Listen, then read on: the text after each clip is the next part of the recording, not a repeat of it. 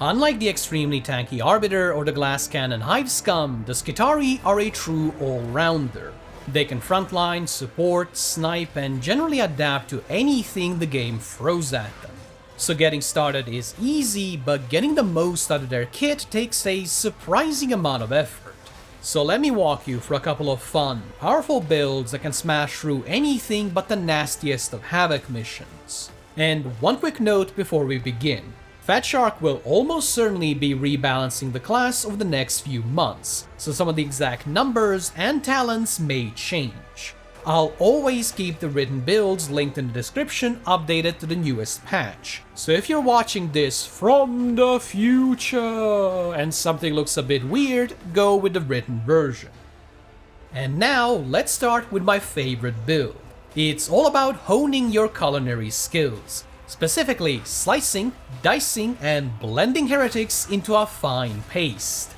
The transonic blades are your bread and butter.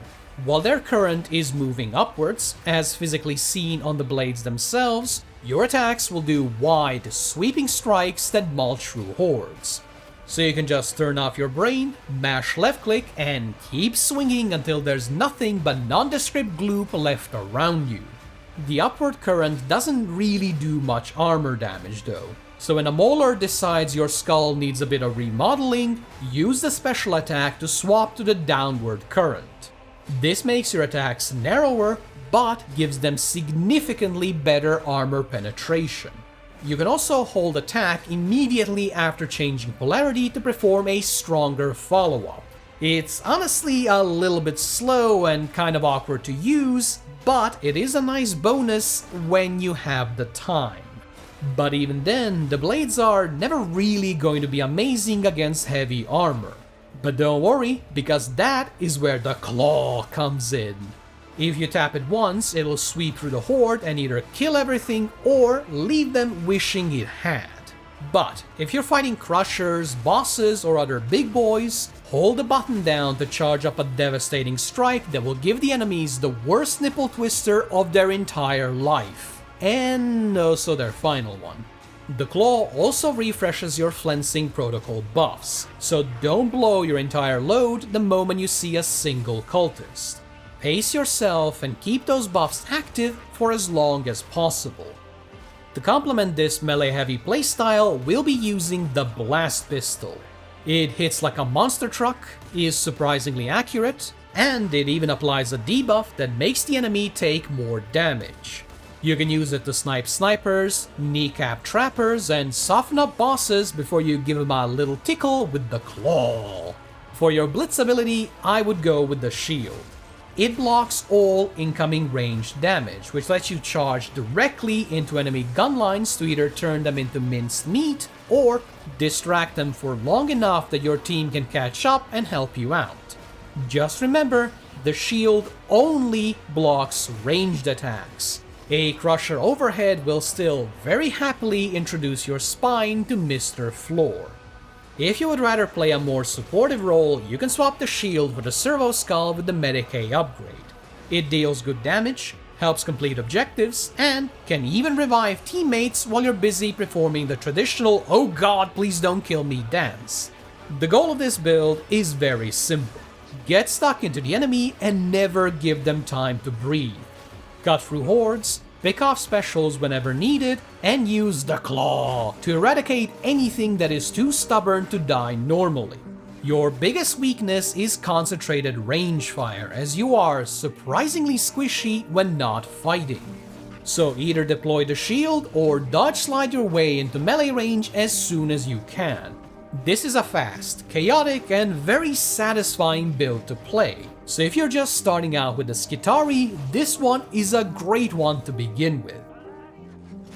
The second build is the complete opposite of the claw. Instead of rushing into danger, you're mowing down problems before they even get a chance to cause trouble. Your main weapon is the galvanic rifle. Whenever a pack of specials or elite appears, activate your ultimate and start popping heads. The aim assist will make landing your shots incredibly easy, and the vast majority of enemies will die from a single headshot.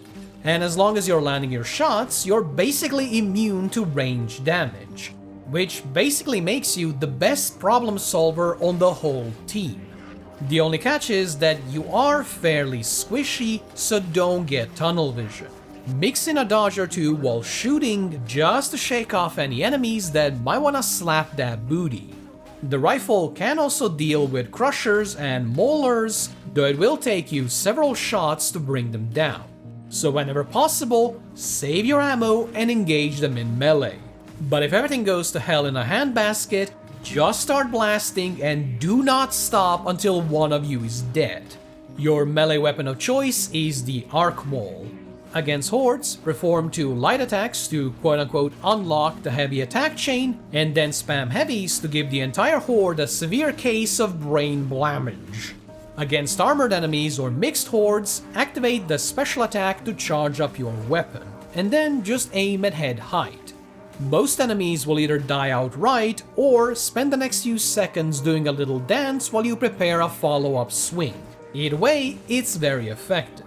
As an added bonus, the gunsmith talent will reload your rifle while you're fighting in melee, so by the time you're done administering head trauma, you'll be ready to start sniping all over again. For your blitz, you're gonna want to take the almighty Servo Skull. It does respectable damage, it can complete objectives, and it can even revive teammates, all without you having to move an inch. It also comes with a flamethrower mode that is currently kind of bad. But once it inevitably gets buffed, it'll be an excellent way to create some breathing room so you can snipe. The goal of this build is fairly obvious. Clear out specials and elites before they can make life difficult for your team. If something that can be tagged appears within your sight, make sure it disappears just as quickly. Your biggest weakness is survivability. You are very squishy, so don't run headfirst into danger or you will quickly regret it. So position well, and remember, a dead sniper does 0 DPS. So if you hate the fact that enemies have faces while you don't, this right here is the build for you. Play it well and your teammates will start complaining that you're making the game boring. The third build is all about embracing your inner Palpatine. Your melee attack stays enemies, your gun fires lightning, and your grenades are the very definition of shock and awe. Unlike the sniper build where the arc maul was just a fallback weapon, here it is your main squeeze. Against hordes, perform 2 light attacks and then chain heavies to do huge sweeping cleaves.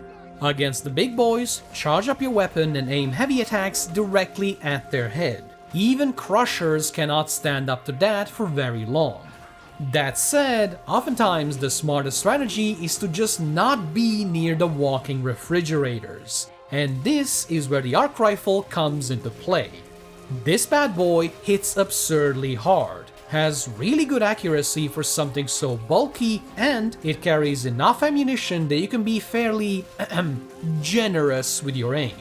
It is great for deleting specials, thinning out hordes of maulers and ragers, and can even bring down a crusher with a bit of sustained fire.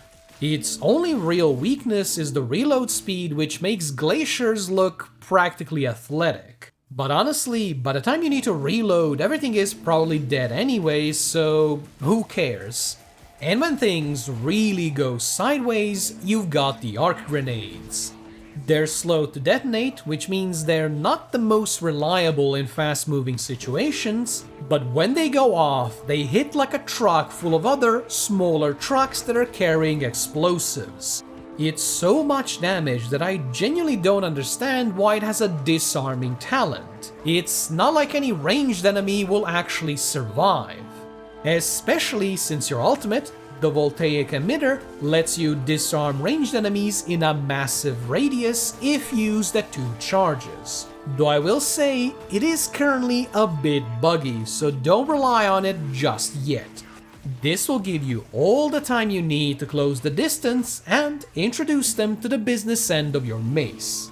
But the ultimate gets really nasty at 3 charges, because then it makes all of your attacks electrocute enemies.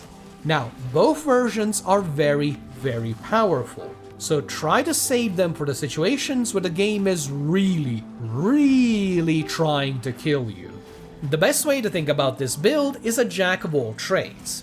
Do you need to clear a horde? You got it. Do you need to bash through armor? You betcha. And do you need to vaporize an entire room of elites? Oh yeah, we can do that. So if you want a sturdy build that can keep marching forward regardless of what happens, definitely give this one a try. It's powerful, it's flashy, and comes with your daily recommended dose of lightning. The final build is for anyone that loves big booms. It revolves around the Mark II plasma gun, which is the old one. While I desperately wanted to make the new Mark III work, because who doesn't want explosions that then cause more explosions, the old model simply hits harder, which makes it far better at sending crushers and other nasties to the Shadow Realm. So whenever you see multiple elites, pop your Combat Doctrine Ultimate and start firing.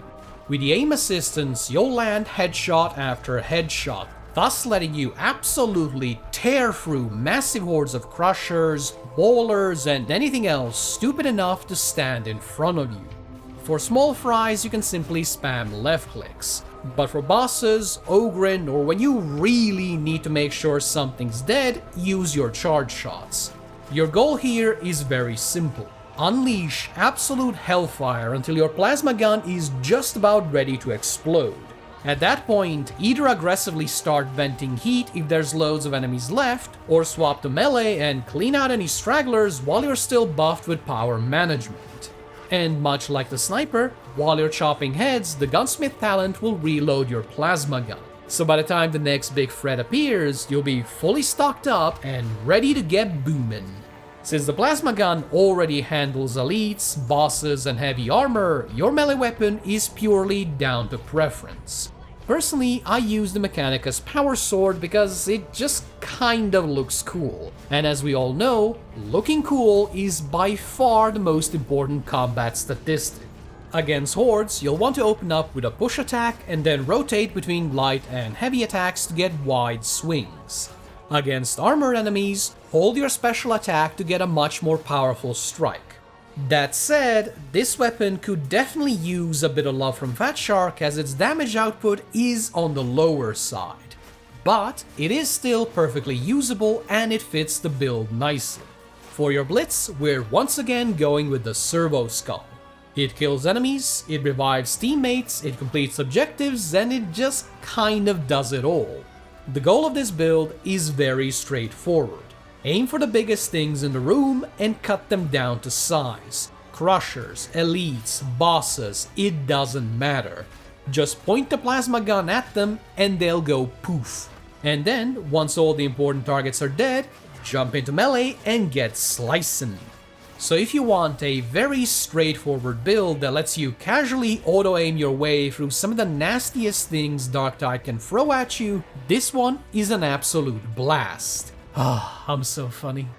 And there you have it, 4 Skitarii builds that have served me well both while leveling and in Auric Maelstrom missions. If you have any questions about the guide, the class, or Darktide in general, drop them in the comments and I'll do my best to help you out. And if you've cooked up any spicy builds of your own, definitely share. I am sure there's plenty of cool synergies I still haven't even touched. Thanks for watching. If you enjoyed the video, consider liking and subscribing as that really does help me out a lot, and I'll hopefully see you again soon. Bye bye!